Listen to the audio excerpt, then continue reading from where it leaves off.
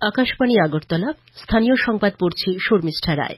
এখনকার বিশেষ বিশেষ খবর হল রাজ্যপাল ইন্দ্রসেনা রেড্ডি নাল্লু মৎস্য চাষীদের বিভিন্ন সরকারি সুযোগ সুবিধা সঠিক সময়ে প্রদান করার পরামর্শ দেন। প্রধানমন্ত্রী নরেন্দ্র মোদী বলেছেন, নালন্দার পুনরুজ্জীবন ভারতের স্বর্ণযুগের সূচনা করবে। রামনগর বিধানসভা কেন্দ্রের উপনির্বাচনে বিজয়ী দীপক মজুমদার বিধায়ক হিসেবে শপথ গ্রহণ করেছেন। রাজ্যের দাবার ইতিহাসে অনন্য নজির গড়ল আন্তর্জাতিক দাবাড়ু আরাধ্যা দাস। এবার সংবাদ বিস্তারিত। রাজ্যপাল ইন্দ্রসেনা রেড্ডি নাল্লু আজ তীর্থমুখস্থিত গোমতী জলবিদ্যুৎ কেন্দ্রটি পরিদর্শন করেন। পরিদর্শনের সময় রাজ্যপাল জলবিদ্যুৎ কেন্দ্রটির বিভিন্ন বিষয়ে খোঁজ খবর নেন ও জলবিদ্যুৎ কেন্দ্রটির উন্নয়নের উদ্যোগ গ্রহণ করার জন্য সংশ্লিষ্ট আধিকারিকদের নির্দেশ দেন। এরপর রাজ্যপালের পৌরোহিত্যে তীর্থমুখ মেলা প্রাঙ্গণে উন্নয়ন কর্মসূচি নিয়ে বিভিন্ন দপ্তরের মহকুমা ও জেলা স্তরীয় আধিকারিকদের নিয়ে এক সভা অনুষ্ঠিত হয়। এই সভায় রাজ্যপাল মৎস্য দপ্তরের আধিকারিকদের নির্দেশ দেন, যাতে ডুম্বুর জলাশয়কে কেন্দ্র করে মৎস্য চাষীর পরিবার প্রতিপালনের পাশাপাশি রাজ্যে মাছের চাহিদাও পূরণ করতে পারে সে বিষয়ে উদ্যোগ গ্রহণ করে কাজ করার। মৎস্য চাষীদের বিভিন্ন সরকারি সুযোগ সুবিধা যাতে সঠিক সময়ে প্রদান করা হয় সে ব্যাপারে লক্ষ্য রাখতেও তিনি নির্দেশ দেন। প্রধানমন্ত্রী নরেন্দ্র মোদী আজ বিহারের নালন্দা জেলার রাজগীরে নালন্দা বিশ্ববিদ্যালয়ের নতুন ক্যাম্পাস উদ্বোধন করেন। অনুষ্ঠানে প্রধানমন্ত্রী বলেন, নালন্দা বিশ্ববিদ্যালয় শীঘ্রই ভারতের সাংস্কৃতিক বিনিময় অনুষ্ঠানের গুরুত্বপূর্ণ কেন্দ্র হয়ে উঠবে। ভারত এবং দক্ষিণ পূর্ব এশিয়ার বিভিন্ন শিল্পকর্মের ডকুমেন্টেশন এখানে করা হচ্ছে। একটি কমন আর্কাইভাল রিসোর্স সেন্টারও প্রতিষ্ঠিত হচ্ছে। তিনি বলেন, নালন্দার পুনরুজ্জীবন ভারতের স্বর্ণযুগের সূচনা করবে।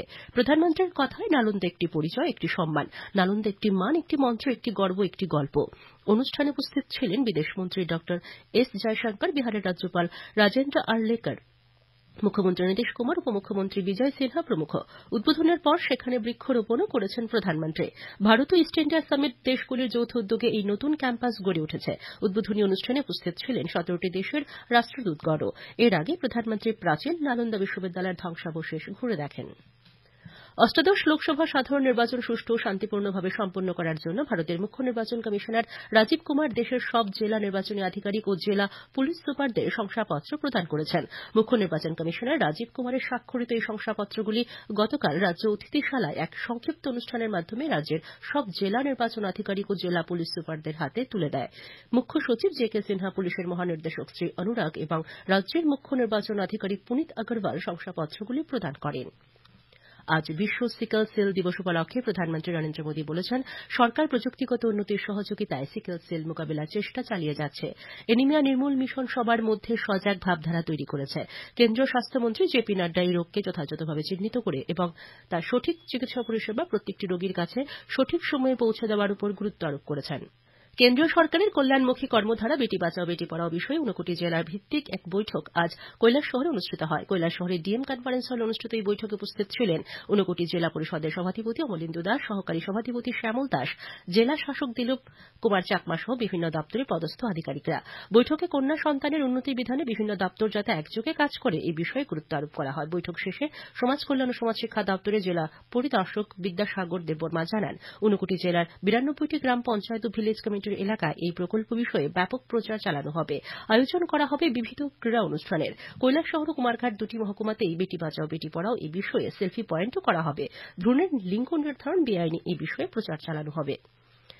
কৃষি ও কৃষক কল্যাণ দপ্তরের উদ্যোগে আজ কৃষি মহকুমা কার্যালয়ে খোয়াই ব্লকের 25টি গ্রাম পঞ্চায়েতের প্রধান উপপ্রধানদের নিয়ে খারিফ অভিযান কর্মশালা অনুষ্ঠিত হয়। খোয়াই কৃষি তত্ত্বাবধায়ক শ্রীকান্ত নাথ আকাশবাণীর প্রতিনিধিকে জানান, এই কর্মশালায় কৃষক স্বার্থ সংশ্লিষ্ট বিষয়ের উপর গ্রামের প্রধান উপপ্রধানদের অবগত করানো হয়। কর্মশালায় কৃষকদের কৃষি জমির ডাটা ডিজিটাল লিঙ্কে প্রস্তুতি করা, পিএম কিষাণ সুবিধাভোগীদের কেসিসির মাধ্যমে ঋণ পাবার বিষয় এবং কৃষকের আয় দ্বিগুণ করার লক্ষ্যে প্রয়োজনীয় সমস্ত সরকারি সুবিধাগুলো একজন কৃষক কিভাবে পেতে পারে সে বিষয়ে বিস্তারিত আলোচনা হয়। কর্মশালায় উপস্থিত ছিলেন খোয়াই পঞ্চায়েত সমিতির ভাইস চেয়ারম্যান তাপস কান্তি দাস। বিধায়ক দীপঙ্কর সেন অভিযোগ করেছেন, গত মার্চ মাসে শিলাবৃষ্টিতে ক্ষতিগ্রস্ত বিলোনিয়া মহকুমার উত্তর ভারতচন্দ্রনগর, পশ্চিম পাইখোলা, চিত্তামারা ও কলাবাড়িয়া ও মনুরমুখ এলাকায় ক্ষতিগ্রস্ত জনগণ এখনো পর্যন্ত সরকারিভাবে কোনো আর্থিক সহায়তা পায়নি। শ্রী সেন আজ এই বিষয়ে মহকুমা শাসক অফিসের উপসমাহর্তা অরিজিৎ পালের দৃষ্টি আকর্ষণ করেন।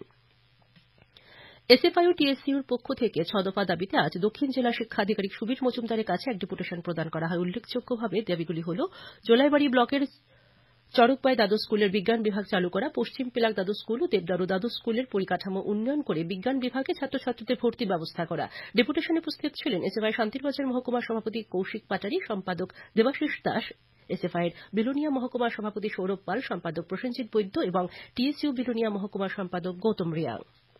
সোনামুড়া থানা পুলিশ গতকাল গভীর রাতে ও আজ ভোরে দুটি পৃথক অভিযান চালিয়ে বিপুল পরিমাণ নেশা সামগ্রী, একটি দেশীয় রিভলভার ও 2 রাউন্ড কার্তুজ উদ্ধার করেছে। সোনামুড়া থানার ওসি জয়ন্ত কুমার দে জানিয়েছেন, প্রথম অভিযানটি হয় সোনামুড়া থানাধীন কুলুবাড়িতে। সেখানে প্রায় 8 লক্ষ টাকার নেশা সামগ্রী উদ্ধার করা হয়। দ্বিতীয় অভিযানটি চলে বেজিমারা এলাকায়। সেখানে পুলিশ এক বাড়ি থেকে একটি রিভলভার ও 2 রাউন্ড কার্তুজ উদ্ধার করে নেশা সামগ্রী পাচার ও বেআইনিভাবে অস্ত্র মজুত রাখার দায়ে অভিযুক্তদের খোঁজে পুলিশ তল্লাশি চালিয়ে যাচ্ছে। রামনগর বিধানসভা ক্ষেত্রের উপনির্বাচনে জয়ী দীপক মজুমদার আজ বিধানসভার সদস্য তথা বিধায়ক হিসেবে শপথ গ্রহণ করেন। ত্রিপুরা বিধানসভার লবিতে তাকে শপথ বাক্য পাঠ করান অধ্যক্ষ বিশ্ববন্ধু সেন। উল্লেখ্য, রামনগর বিধানসভা ক্ষেত্রের বিধায়ক সুরজিৎ দত্তের প্রয়াণে গত 19 এপ্রিল লোকসভা নির্বাচনের সাথে এই বিধানসভা ক্ষেত্রের উপনির্বাচন অনুষ্ঠিত হয়। শপথ গ্রহণের পর মুখ্যমন্ত্রী অধ্যাপক ডাক্তার মানিক সাহা বিধায়ক দীপক মজুমদারকে স্বাগত জানান। শ্রী মজুমদার তার বলিষ্ঠ সুচারু চিন্তাভাবনা বিধানসভার বিভিন্ন কাজ পরিচালনায় সহায়ক হবে বলে মুখ্যমন্ত্রী আশা প্রকাশ করেন। শপথ গ্রহণ অনুষ্ঠানে উপাধ্যক্ষ রামপ্রসাদ পাল সহ মন্ত্রিসভার সদস্যগণ, বিধায়কগণ ও আগরতলা পুর নিগমের কর্পোরেটরগণ উপস্থিত ছিলেন। জনজাতি কল্যাণমন্ত্রী বিকাশ দেববর্মা আজ করবুক মহকুমা সদরে নির্মীয়মান একলব্য মডেল রেসিডেন্সিয়াল বিদ্যালয়টি পরিদর্শন করেন। এই বিদ্যালয়টি নির্মাণে ব্যয় হবে 48 কোটি টাকা। আপনারা সংবাদ শুনছেন আকাশবাণী আগরতলা থেকে। তৃতীয়বারের মতো প্রধানমন্ত্রীর পদে দায়িত্বভার গ্রহণের পর প্রধানমন্ত্রী নরেন্দ্র মোদী আগামী 30 জুন আকাশবাণীর মন কি বাত অনুষ্ঠানে দেশ বিদেশের জনগণের সাথে মত বিনিময় করবেন। এটি হল মন কি বাত অনুষ্ঠানের 111তম পর্ব। জনগণ মন কি বাতের জন্য ভাবনা, চিন্তা ও পরামর্শ টোল ফ্রি 1800117800 নম্বরে শেয়ার করতে পারেন। এছাড়া নরেন্দ্র মোদী অ্যাপ অথবা মাইগভ ওপেন ফোরামে জমা দিতে পারেন। আগামী 28 জুন পর্যন্ত এইসব পরামর্শ গ্রহণ করা হবে। কংগ্রেস সাংসদ রাহুল গান্ধীর জন্মদিন উপলক্ষে আজ প্রদেশ কংগ্রেসের উদ্যোগে রাজধানীর বিভিন্ন এলাকায় বৃক্ষরোপণ করা হয়। তাছাড়া বৃদ্ধাশ্রম ও অনাথ আশ্রম খাদ্য সামগ্রীও বিতরণ করা হয়। প্রদেশ কংগ্রেস সভাপতি আশিস কুমার সাহা এই খবর জানিয়েছেন। এবছর ত্রিপুরা জয়েন্ট এন্ট্রান্স পরীক্ষায় উত্তীর্ণদের কাউন্সেলিং এর জন্য অনলাইন রেজিস্ট্রেশন আজ থেকে শুরু হয়েছে। তা চলবে আগামী 24 জুন পর্যন্ত। এরপর অনলাইন কাউন্সেলিং শুরু হবে। অনলাইন কাউন্সেলিং এর দিনক্ষণ যথাসময়ে জানানো হবে বলে ত্রিপুরা জয়েন্ট এন্ট্রান্স এক্সামিনেশন বোর্ডের পক্ষ থেকে আজ জানানো হয়েছে। তীব্র তাপপ্রবাহে উত্তর ভারতের প্রাণহানির ঘটনা অব্যাহত। গত 72 ঘণ্টায় হিট স্ট্রোকে দিল্লিতে 5 জন ও নয়ডায় কমপক্ষে 10 জনের মৃত্যু হয়েছে। তীব্র তাপপ্রবাহে অসুস্থ হয়ে দিল্লির একাধিক হাসপাতালে ও স্বাস্থ্যকেন্দ্রে ভর্তি আছেন অনেকেই। চিকিৎসকরা জানিয়েছেন, হিট স্ট্রোকের পাশাপাশি প্রচণ্ড জ্বর, ডিহাইড্রেশনের মতো উপসর্গ নিয়েও অনেকে ভর্তি হচ্ছেন। আবহাওয়া দপ্তর সূত্রে জানিয়েছে, আগামী 2-1 দিনের মধ্যে দিল্লি ও সংলগ্ন এলাকায় দাবদাহ থেকে সামান্য স্বস্তি মিলতে পারে। হালকা থেকে মাঝারি বৃষ্টির সম্ভাবনা রয়েছে দিল্লিতে। স্বশাসিত জেলা পরিষদ পরিচালিত সাব জোনাল ডেভেলপমেন্ট অফিসার এবং ডেপুটি প্রিন্সিপাল অফিসার পদের নিয়োগ পরীক্ষা আগামী 14 জুলাইয়ের পরিবর্তে 21 জুলাই অনুষ্ঠিত হবে। এডিসির রিক্রুটমেন্ট বোর্ডের সদস্য সচিব ভবেশ দেববর্মা আজ এক বিজ্ঞপ্তিতে খবর জানান। সিপাহীজলা জেলায় আগামী 21 জুন আন্তর্জাতিক যোগা দিবস উদযাপনের প্রস্তুতি খতিয়ে দেখতে আজ জেলা শাসকের কার্যালয়ে এক বৈঠক অনুষ্ঠিত হয়। বৈঠকে উপস্থিত ছিলেন সিপাহীজলার জেলাশাসক নাগেশ কুমার বি, অতিরিক্ত জেলাশাসক সুব্রত মজুমদার ও অন্যান্য আধিকারিকরা। জেলা ক্রীড়া আধিকারিক সমীর দেববর্মা জানিয়েছেন, এবছর সিপাহীজলা জেলা ভিত্তিক যোগ দিবস চরিলাম দ্বাদশ শ্রেণী বিদ্যালয়ে অনুষ্ঠিত হবে। বিভিন্ন স্কুলের ছাত্রছাত্রী সমেত প্রায় 400 জন এই যোগ ব্যায়ামে অংশগ্রহণ করবে। সকাল 7:30টায় অনুষ্ঠানের উদ্বোধন করবেন সিপাহীজলা জেলা পরিষদের সভাধিপতি সুপ্রিয়া দত্ত। রাজ্যের দাবার ইতিহাসে অনন্য নজির গড়ল আন্তর্জাতিক দাবাড়ু আরাধ্যা দাস। কাজাকিস্তানের এশিয়ান যুব দাবা প্রতিযোগিতায় 3য় স্থান দখল করে ব্রোঞ্জ পদক পেল। দাবার আন্তর্জাতিক আসরে ত্রিপুরার প্রথম পদক জয়ী হিসেবে আরাধ্যা নয়া নজির গড়ে। আজ শেষ হয় এশিয়ান যুব অনূর্ধ্ব 10 বছরের বালিকাদের আসর। শেষ রাউন্ডে এদিন আরাধ্যা কাজাকিস্তানের দাবাড়ু ফিলিপোভা মিলানাকে হারিয়ে দেয়। ফলে 6.5 পয়েন্ট সংগ্রহ করে 3য় স্থান পায়।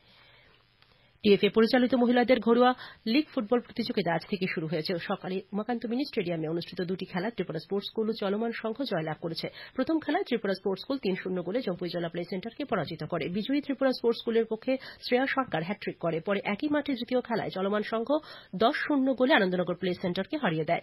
বিজয়ী চলমানের পক্ষে পুনমদিতা দেবনাথ হ্যাট্রিক সহ 4টি এবং স্নেহা দেবনাথ হ্যাট্রিক করে। এছাড়া নিহা দাস, লক্ষ্মী দেবনাথ ও স্নিগ্ধা দাস একটি করে গোল করে। চোখ রাখছি আবহাওয়ার খবরে। আগামী 24 ঘন্টা রাজ্যের উত্তর ঊনকোটি এবং ধলাই জেলায় বিক্ষিপ্তভাবে ভারী থেকে অতি ভারী বর্ষণের সতর্কতা জারি করেছে আবহাওয়া দপ্তর।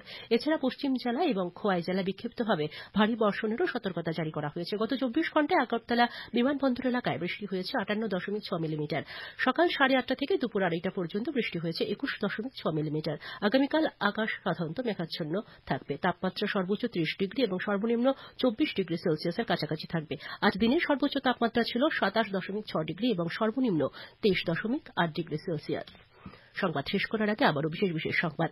রাজ্যপাল ইন্দ্রসেনা রেড্ডি নাল্লু মৎস্য চাষীদের বিভিন্ন সরকারি সুযোগ সুবিধা সঠিক সময়ে প্রদান করার পরামর্শ দেন। প্রধানমন্ত্রী নরেন্দ্র মোদী বলেছেন, নালন্দার পুনরুজ্জীবন ভারতের স্বর্ণযুগের সূচনা করবে। রামনগর বিধানসভা কেন্দ্রের উপনির্বাচনে বিজয়ী দীপক মজুমদার বিধায়ক হিসেবে শপথ গ্রহণ করেছেন। রাজ্যের দাবার ইতিহাসে অনন্য নজির গড়ল আন্তর্জাতিক দাবাড়ু আরাধ্যা দাস। স্থানীয় সংবাদ আজকের মতো এখানেই শেষ করছি।